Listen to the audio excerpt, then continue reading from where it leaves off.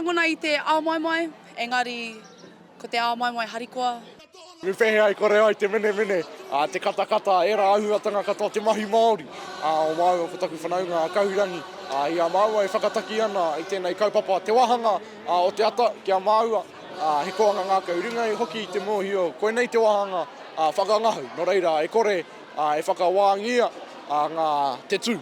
O tēnā engari he koa noa te mahi, he whakanui te mahi. He hihi anō rātou ki te tūtahi ki o rātou pakeke. Koira tētahi o ngā tino au piki o tēnei kaupapa. Ka taia tērā āhua.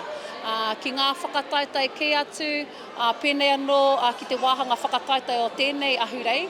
Ka re whakaiti ana tērā momo āhua, te tūtahi, ne, pērā, ngā reanga.